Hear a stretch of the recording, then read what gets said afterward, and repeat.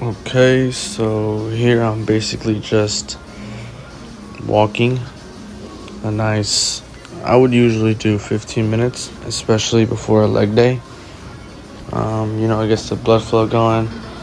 It's a nice warm up. It's some aerobic capacity before, doing an intense workout, hypertrophy driven workout. So for the video purposes, this is 5 minutes, but I would usually walk 15.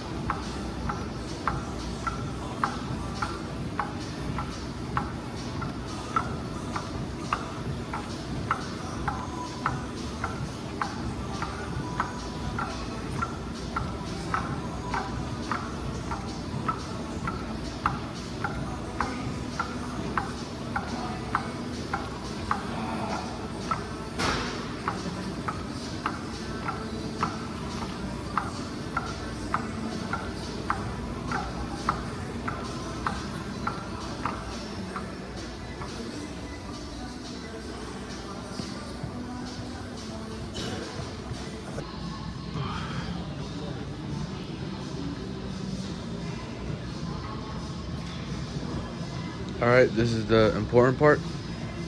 This is where I grab a resistance band and I start doing, these things. I don't even know what you call them, but you start pulling them with your arms completely straight out, maybe a little bent, but don't like bend the arm as you're doing them. You're like using the non-targeted muscles. So what we're trying to do is target the rhomboids and lower lats to get them warmed up, basically, because it peels back the scapula and it keeps it, nice and stable.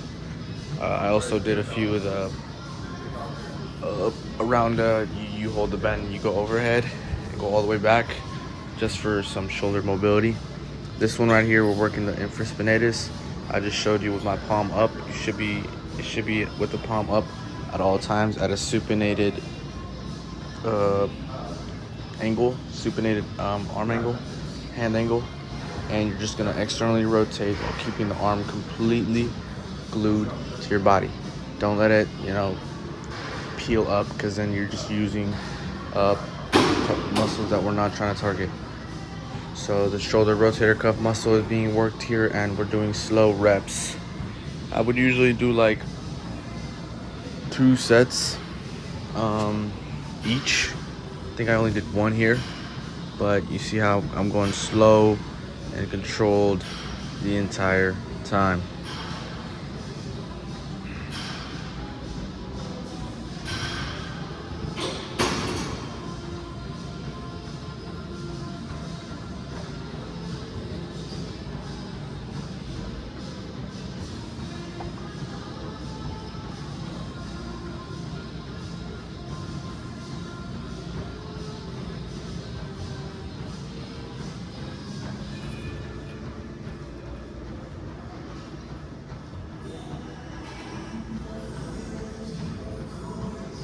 I basically just, you don't have to be perfect with it. I do more of these pull aparts and more of these overhead motions, just to what feels right, basically.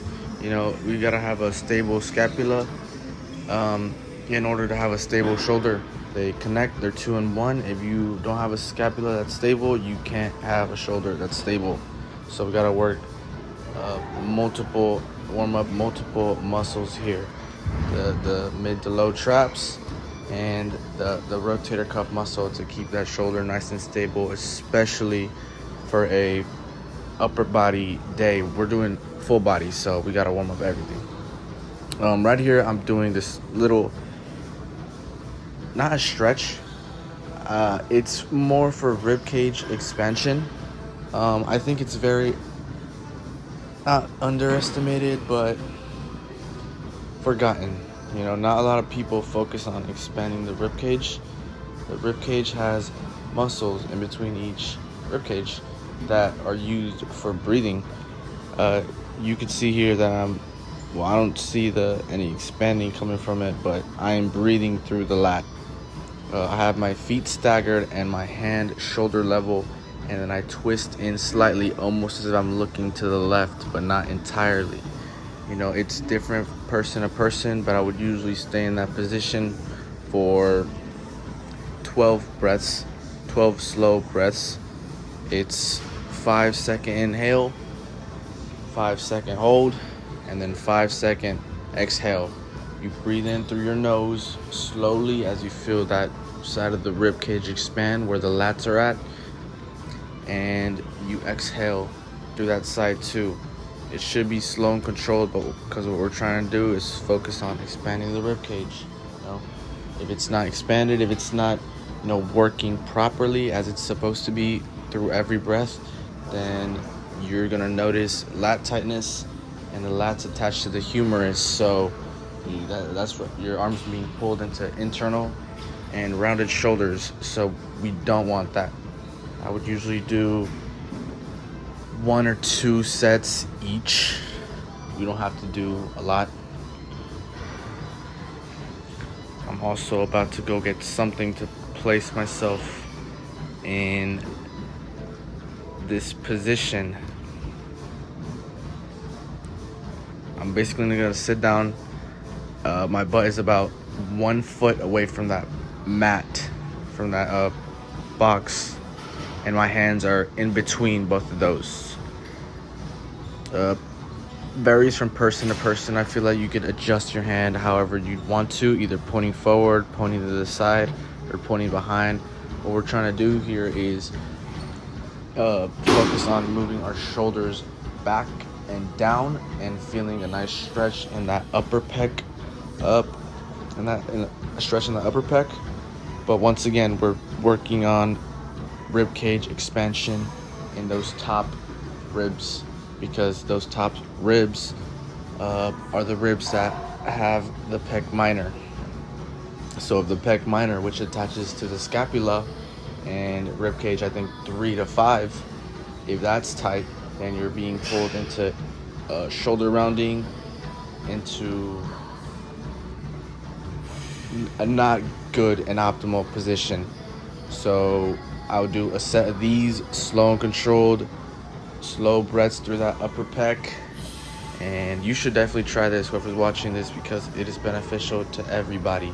I have multiple clients with a tight chest, and it's not from the big pec that we think it is. It's from the pec minor, the little muscle that attaches to the scapula and is peeling it out of stability. I did some more of these pull aparts and overhead, and now I'm gonna warm up my legs. This one is, I don't even know what these are called, if I'm being honest, but you're doing 2 separate motions here. So you're pulling your legs up as if you're like, because right here, that motion right there is basically like a squat, but we're just moving it into dynamic stretching with like a donkey kick. So we're using our glutes and I guess our quads, hip flexors to do that full exercise. I would do more than what I did here. I think I did like 10 reps, I'm not sure, but just get the blood flow going through the legs and moving the leg around into active stretching before our leg day.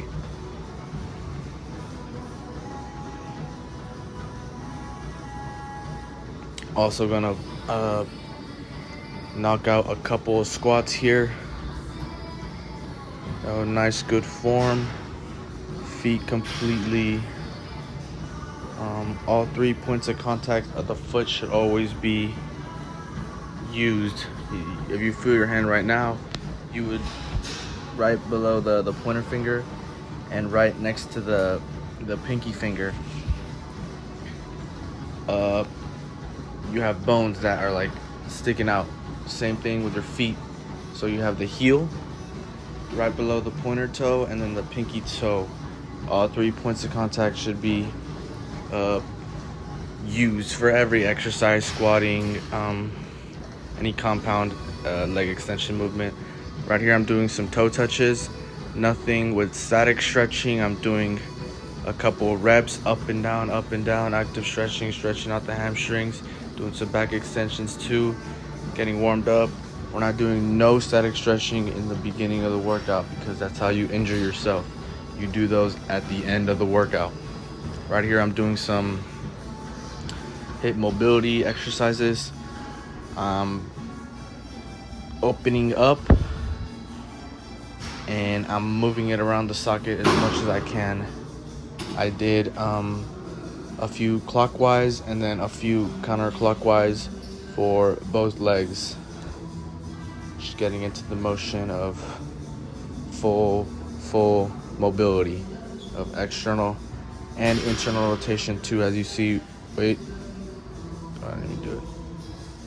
Right there where I pick my, see it right here. Right there is internal rotation, and boom, that's external right there. As you can see, my leg come up into it being vertically. I'm moving into external rotation.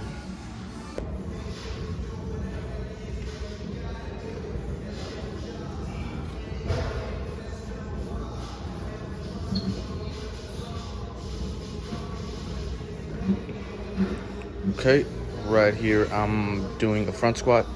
Shout out my professor. I wanted to work some core and legs as well, so getting everything out the way. So how you hold the bar, you shouldn't be gripping it. It should be laying on your shoulders, and you should be doing a nice squat motion.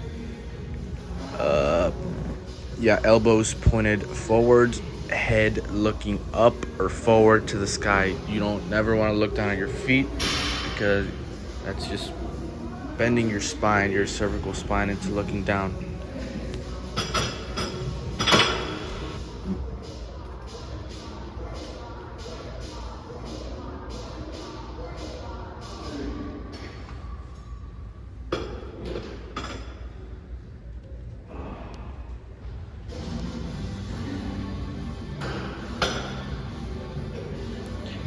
Yeah, I only put 25 as a warm-up. Yeah, these front squats are gonna get you. You know, they're hard, especially first time doing them. You know, I'm trying to get a good grade, so I hope if he watches this, he gives me like a point or two, you know, for a good grade. But that's not even the important part. The important part is explaining how to do this exercise correctly. So boom, getting into position right here, not gripping the bar, but letting it rest on my shoulders. Elbows pointed forward, head neutral or looking up at all times, because we're not trying to look down. And we're getting a nice squat in, neutral positioning of your hips. Don't let your butt like stick out, like as if your pelvis is anteriorly rotated. It should be neutral at all times. And it should be quality reps. Feet should be shoulder width apart, and toes should be pointed slightly outwards.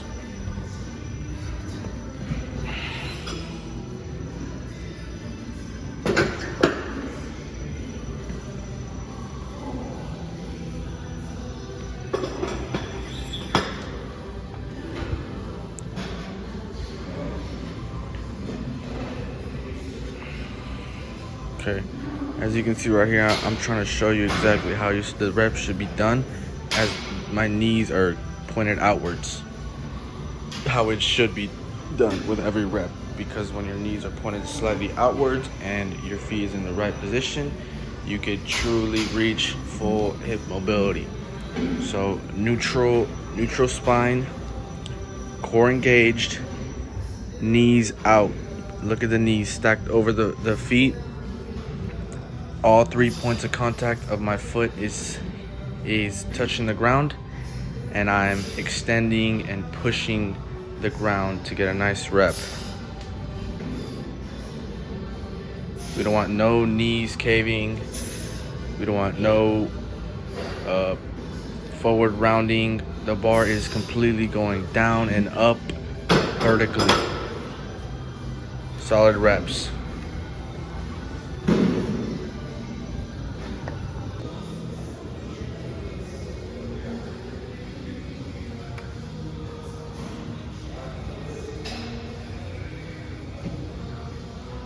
Okay, right here, I take off my shoes because I don't want my heels being elevated.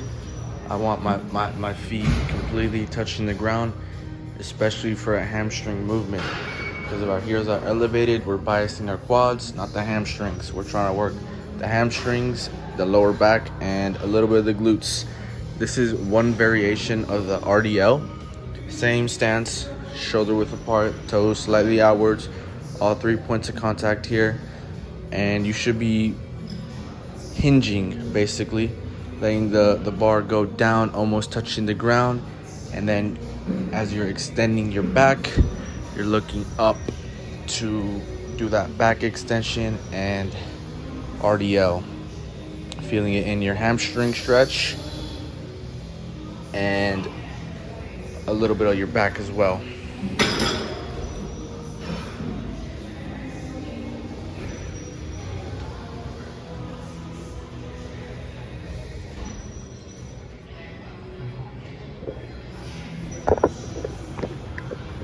And this one right here is the dumbbell variation, the variation that I do. The one with the bar is good if you want to load it, especially if you want to use wrist wraps and you can go really heavy. That's fine. but I feel like it restricts me from getting a nice, good reps. With the dumbbells, you could like basically have them to the side of your legs almost, not completely in front of you, so you can get a nicer rep, in my opinion. Either is good.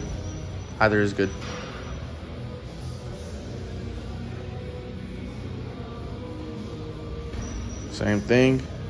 Feet shoulder width apart, toes slightly outwards. We're coming down slowly, and then coming up strong, extending our back. Basically a hinge movement somewhat, using our hamstrings and our glutes to extend the hip.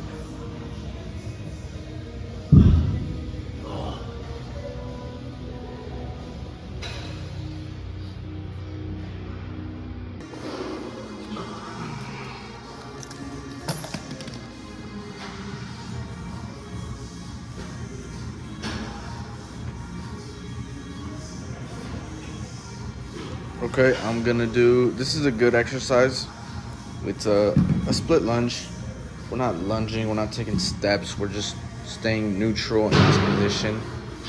The left foot is, all 3 points of contact of the foot are there. The heel is not lifting on that left foot. The right one, I'm on my tippy toe so I can get a nice rep. And when I go down, you see my leg at 90 degrees, both legs 90 degrees. We're driving with the left one and we're pushing off our quad, extending our legs, yes. This one is, you could hold the bar. This is for beginners, people that don't really have any balance. Unilateral work is best for balance, for finding that rhythm and that movement on your legs to do unilateral movement. Usually we're using both legs on all exercises and we're not using one leg. So having a unilateral movement is always beneficial, even if we're not loading it. And this one right here, I'm showing without holding anything. So a little more advanced for intermediate people. A lot of people can't do this, but as you continue to work out, it should become easier and easier, especially if you're throwing in unilateral stuff in there. And this is the last variation, basically loaded. I grab a dumbbell here, opposite side of the leg, right hand, left leg, up. Same thing, coming down, legs should be at 90 degrees. We're coming up.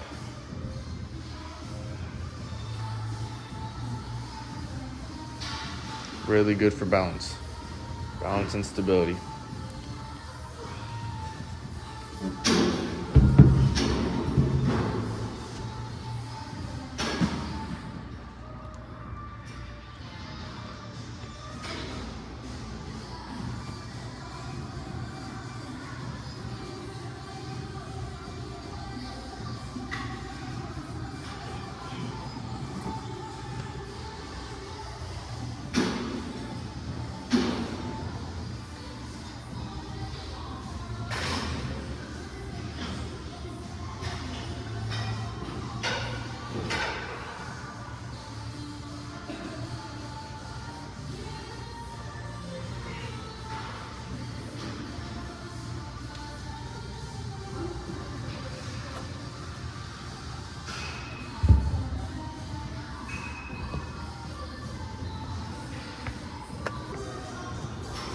Okay, right here we're gonna do a leg curl.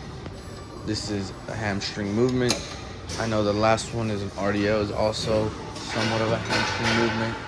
The RDO is mostly like a functional movement, like a hinging type of movement, something that you need to include just for day-to-day. This one is to work the hamstring specifically, to isolate it. So right here we're flexing the knee, we're going up and we're coming down. Up strong, down controlled, not super. You could go slow if you want, but the point is to control it, to not let the weight control you, but for you to control the weight. The hip should be on that on that mat that bends, and you should be grabbing the handles to stabilize yourself, to fully exert the most force. Because if you're not grabbing anything, then you'll feel yourself pulling a lot, pushing a lot harder on these movements whenever you're stable and grounded and secure and not being able to move. That's how you truly exert the most amount of force and recruit the most amount of motor units.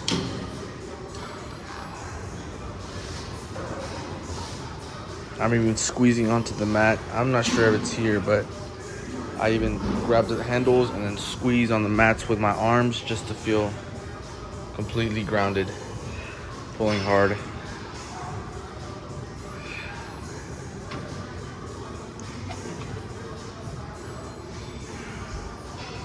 There's also other machines you could use, like the sitting one. There's a sitting one. That one's also very good. This one is the one we just did was it's good, but the sitting one puts our body at a bent position, so our hamstrings are more stretched. So you get a fully stretched movement. Because when we're fully standing, our hamstrings aren't fully stretched, but when you're standing and then you're bending in front, or like almost as if you're touching your toes. If you're touching your toes, the hamstring is stretched, but you're working out at that position. So it's going to be stretched, and you're going to feel that full stretch when we're working out.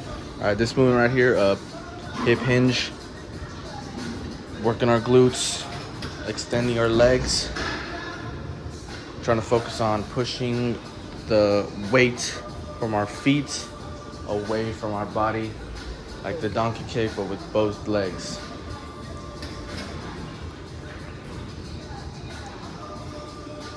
People like doing on Smith machines or on a weighted bar, and yeah, it's a good way to do it. But once again, a lot of people do it wrong and load it too heavy to where you can't get that full rep, and you're like somewhat cheating it. You're cheating the rep because it's a little heavy, and also the bar could really like hurt you. I know there's like mats and stuff you can use, and if you want to, that's fine. If you're doing the form, that's good. But these machines are specifically made to give you good form. A nice platform right here. Feet nice and stable, coming up strong. This is a lot heavier than what you think it is. You know, maybe I don't do this exercise because it's for the girls, but I'll do it for these reasons. Boom, coming up strong, coming all the way down. When I come up, my body should be completely parallel to the ground. Coming all the way up, all the way down, extending our leg, pushing hard.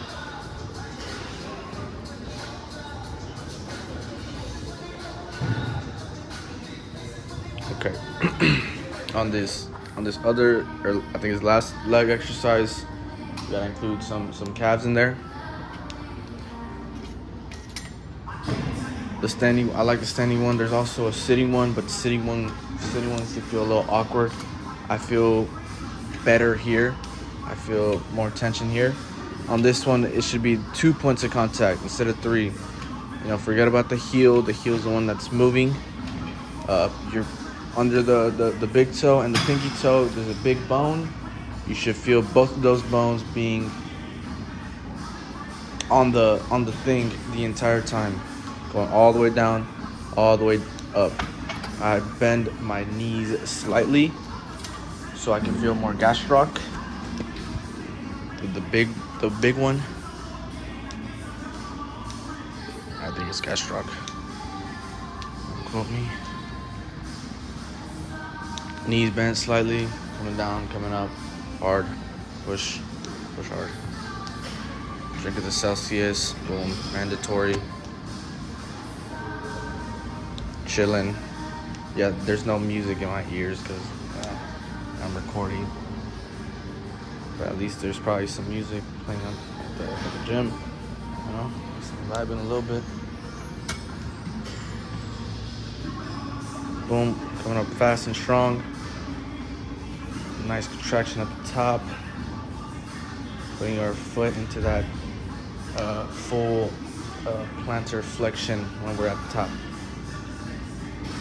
And then when we come down to feel that full stretch, we are in dorsiflexion. Okay, time for upper body. What I like doing here is push-ups. Mostly because, you know, when you do push-ups, you're not just using your chest, but you're stabilizing the scapula when you're doing these. You know, we're fully coming down, fully extending our hand to get that full rep. You should also be trying to feel the scapula laid up against your back in a stable position.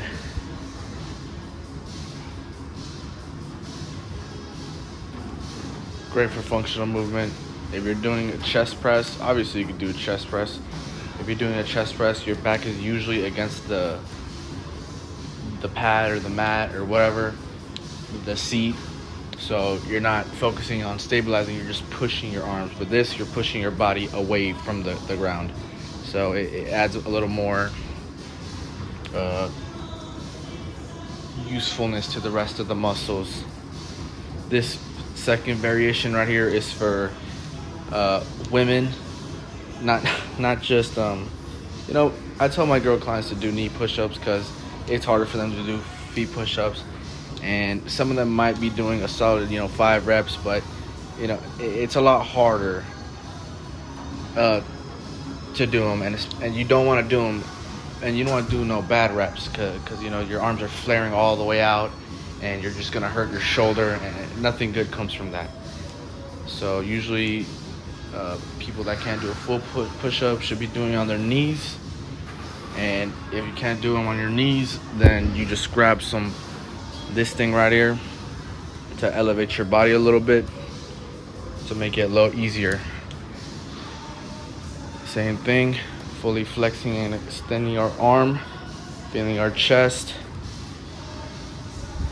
And if you want to make it a little harder, you could move your knees back a little bit to make it harder, or move your knees up a little more to make it easier. Because the farther your knees away from it, the harder it's going to be, because the less elevated you're going to feel, the more weight you're going to have to push. Right here, I'm going to do a TRX row. This is for the traps, rhomboids, mid to low traps. We're not using any of the, you see me pulling my shoulder up, back, and down, fully rounding our shoulders and fully peeling them all the way back, fully protracting, fully retracting in one fluid motion. Move your feet up as much as you want to make it harder.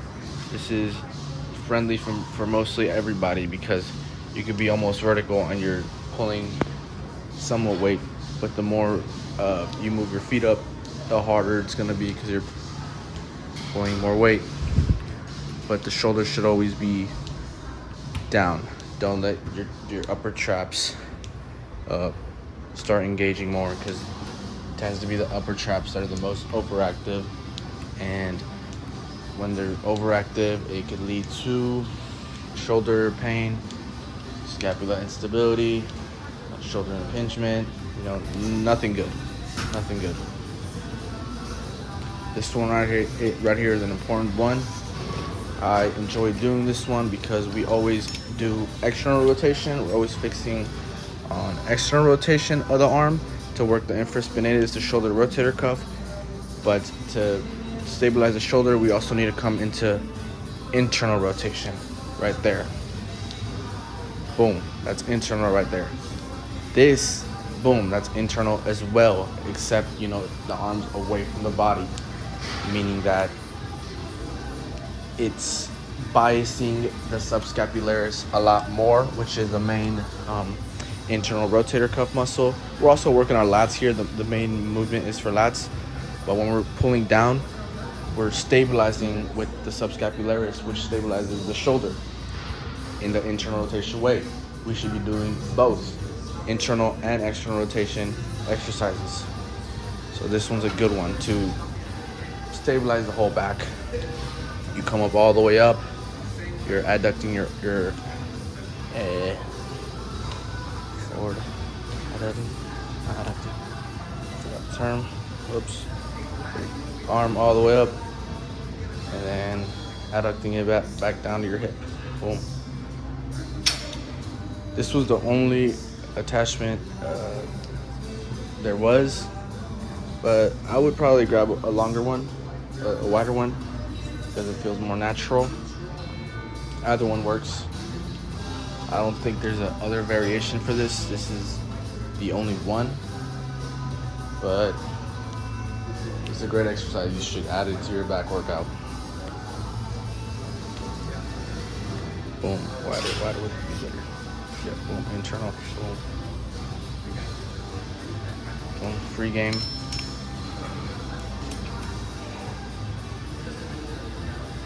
Boom, solid rep, all the way up, all the way down, squeezing the armpit. Boom. Nice and stable base at all times.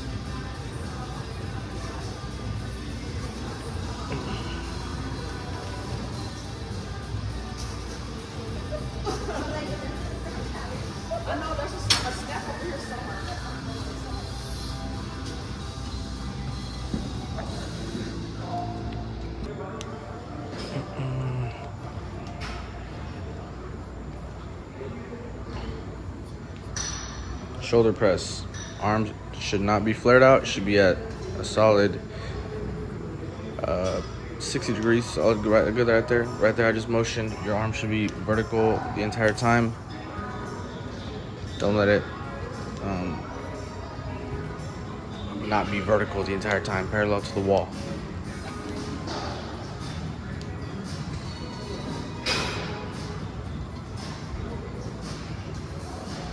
The seat should also be not fully, vertical. You want to be always in a degree of leaning back so you could fully press up and not, hurt yourself whenever you're pressing up.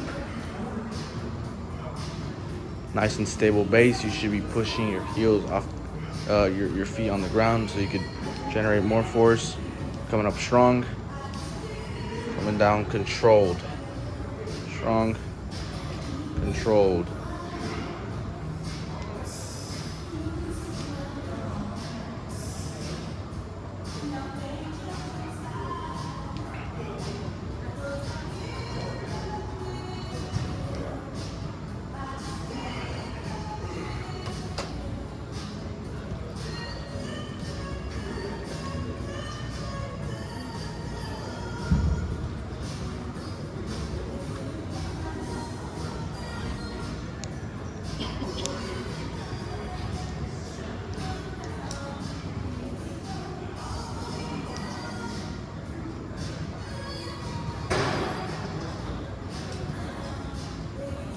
Okay, you could do other variations for the front delt,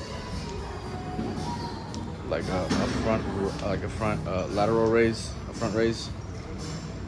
But I think pressing is a lot better, especially if you want to load it.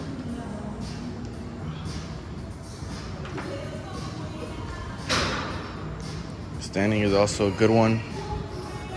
I feel like it's harder. People tend to arch their backs whenever it gets heavy. That's no good. So sitting, I would feel is the best, especially for motor unit recruitment purposes, strength purposes, hypertrophy purposes, not hurting yourself purposes.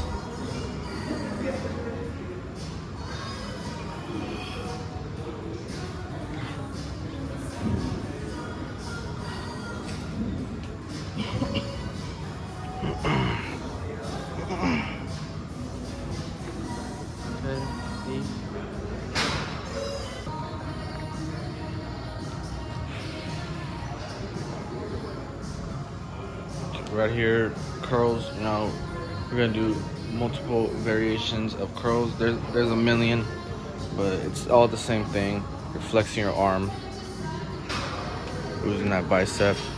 You could use a band for people that, you know, can't curl or have bad form.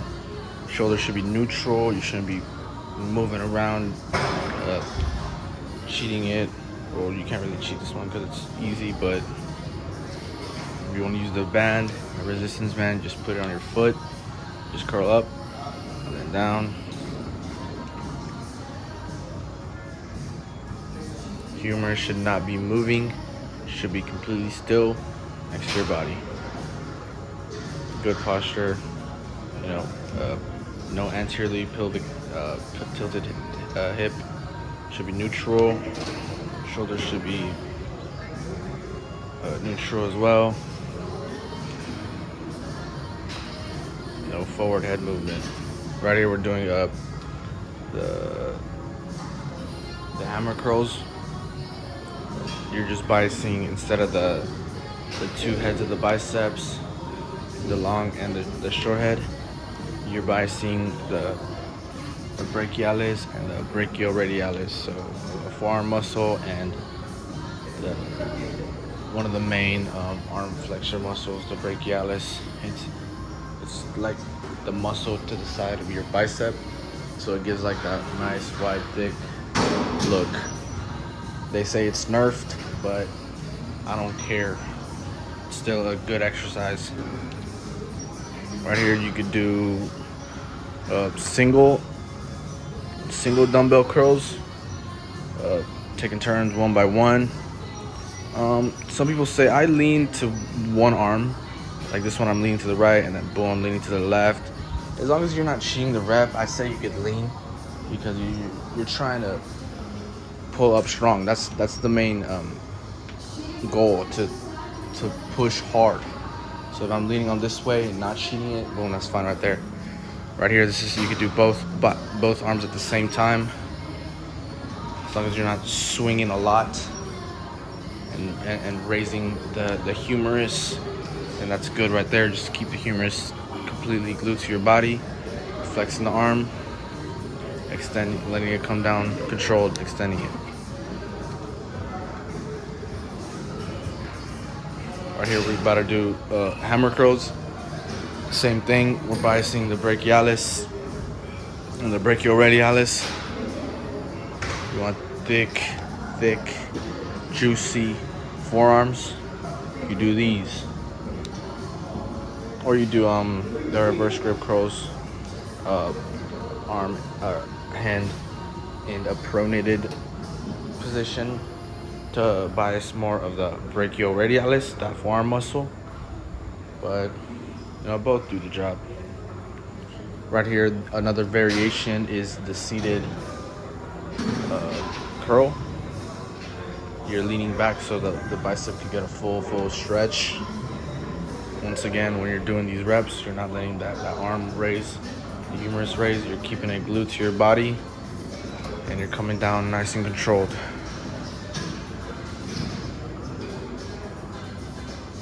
Yeah, these are kind of hard, so maybe don't use super heavy weight. A lot of people tend to cheat bicep curls.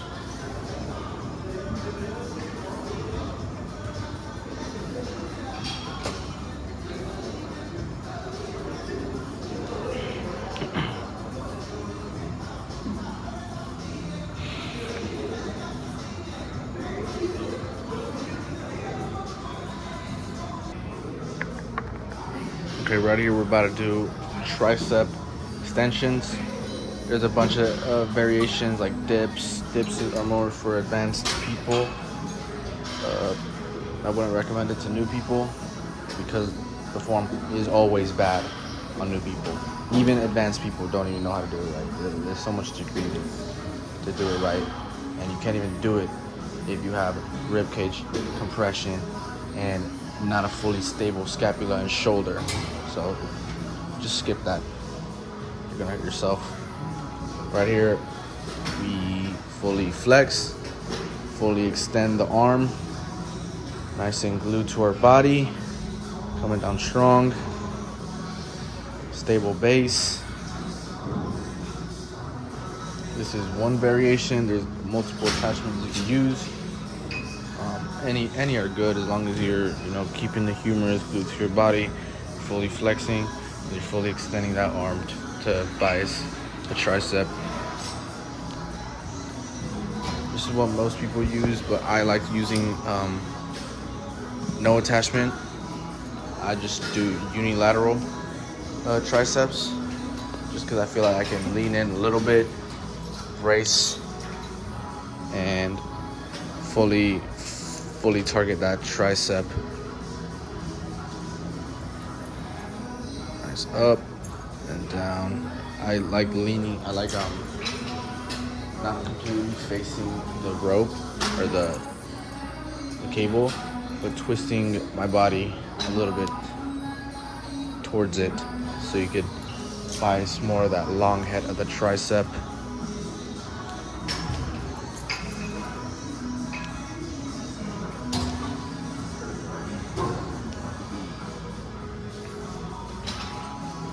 I also like, stability's good. I feel like I feel like I'm pushing harder whenever I'm grabbing onto something. Usually when I'm doing unilateral stuff, I'm probably grabbing onto something, pushing off of it. Even if it's just a little. I'm grabbing my other arm, so I feel my humerus not coming off in position and coming up.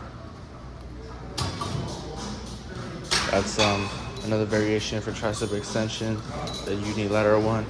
And there's also another one. One that you should be doing is an overhead movement, tricep overhead extension movement.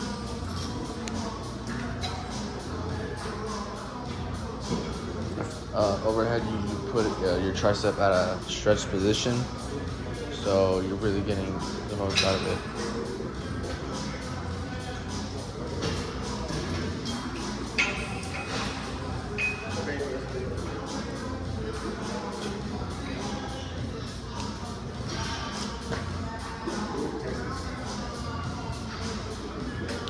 Keeping the humerus as stable as I can while we're extending that arm overhead, nice and stable.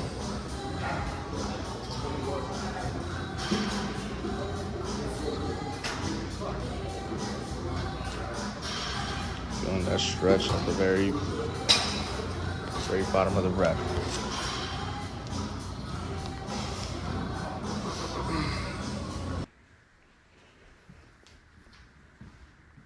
Okay, yeah, I forgot to do the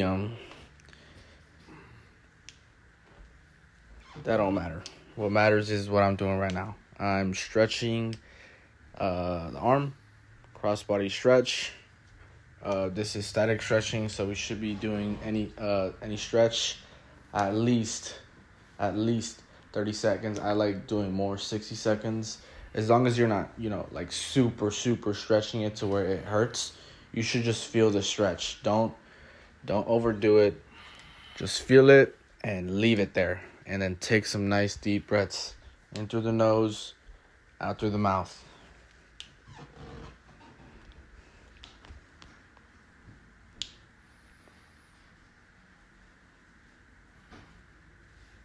Static stretching is good after the workouts, so you can let the muscle fully recover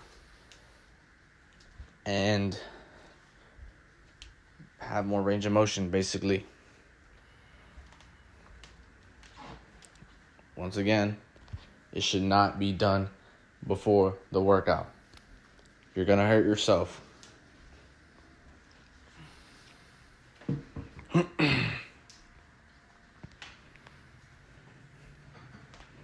One minute's a good time. People like doing 15 seconds. I'm like, bro, you're not getting anything out of it if you do it for 15 seconds. 1 minute.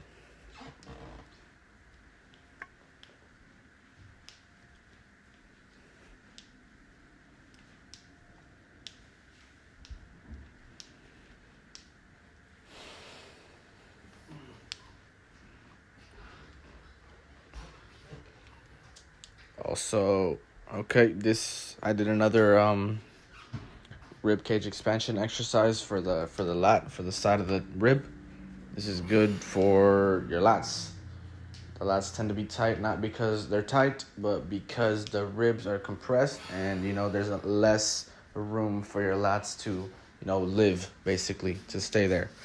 So I got my body shoulder width.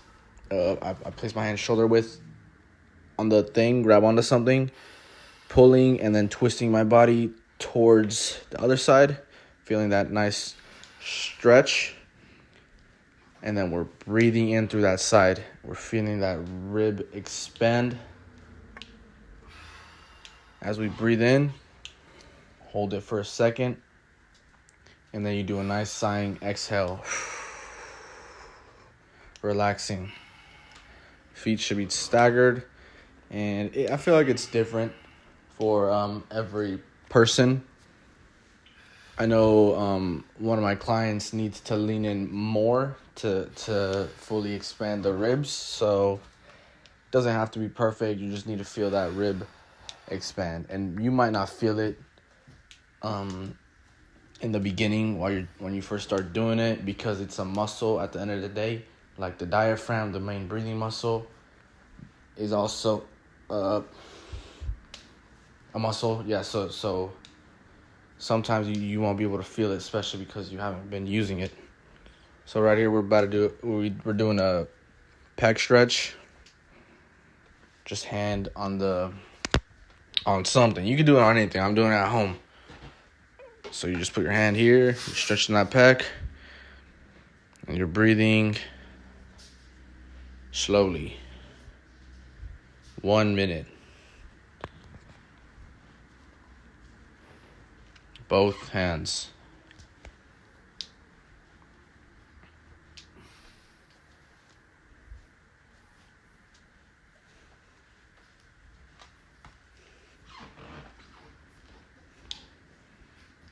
I feel like a lot of people do these all the time just because they feel like their chest is tight.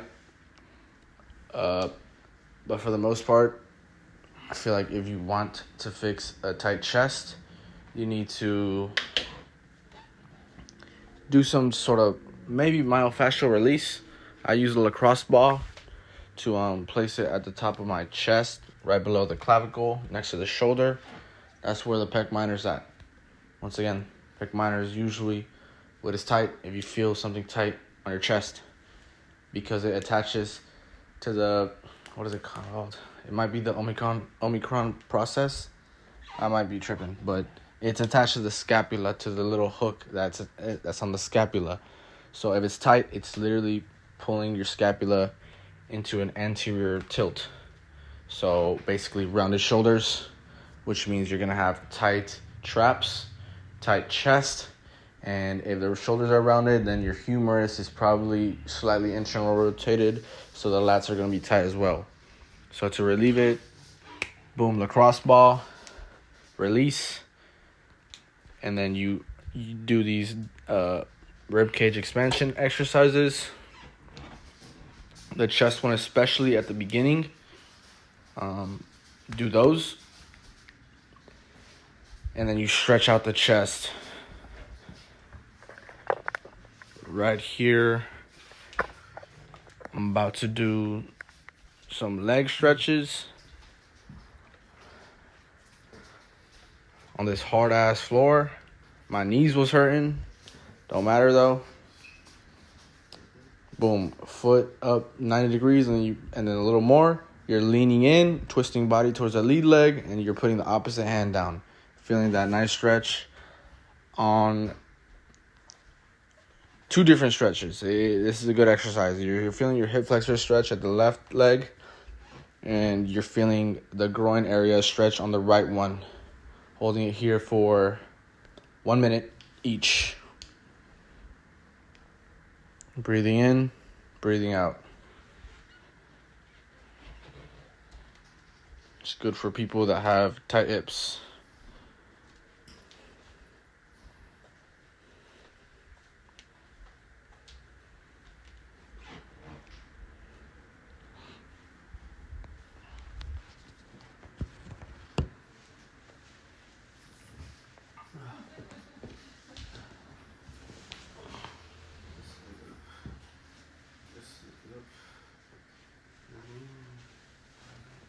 Boom.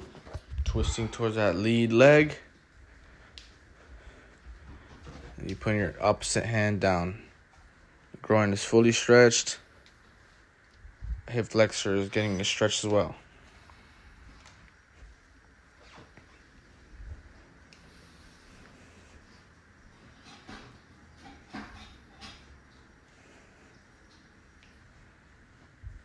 All 3 points of contact on the foot should be down.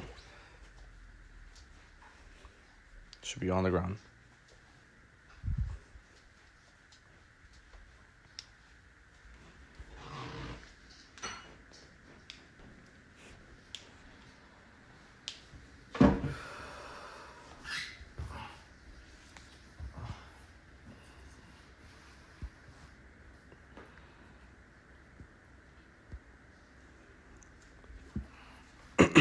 These are butterflies. You're stretching your adductors. With my elbows, you can see I'm trying to push my legs down to get that full stretch. It's hard. You don't even have to do it, and you'll feel the stretch. The feet should be touching together as close as you can to your body, and then you're leaning in forward slightly.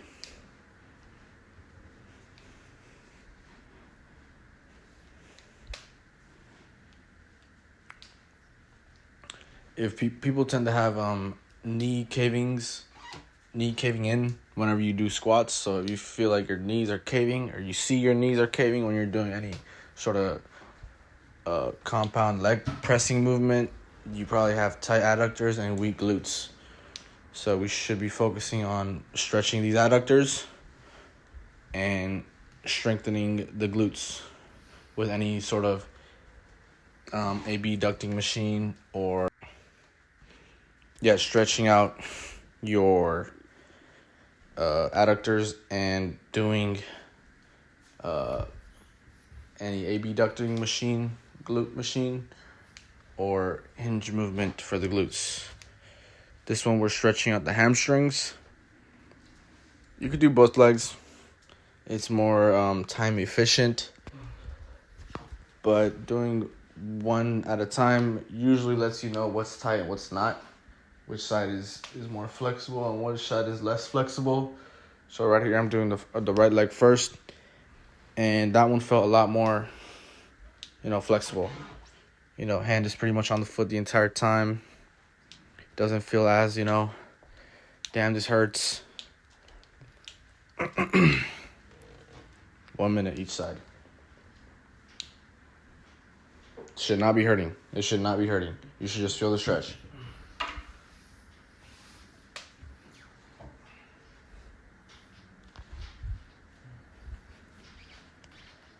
Boom, that left one. Yeah, that one's a little harder.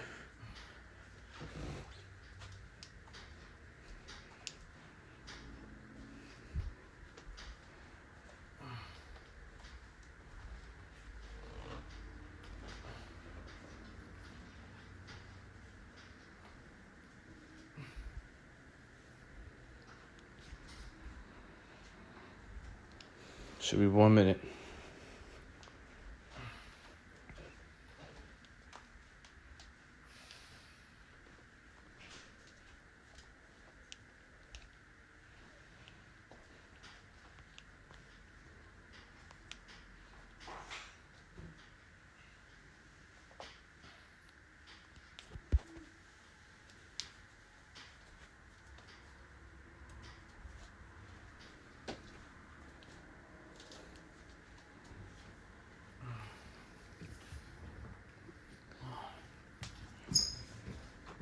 The last stretch I'm gonna do is a quad stretch.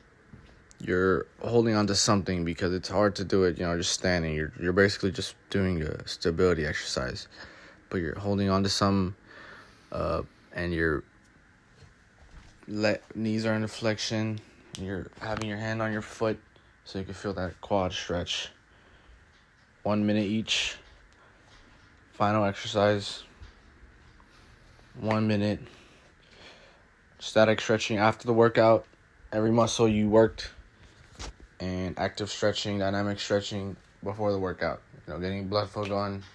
Feeling loose and ready for for that hypertrophy workout.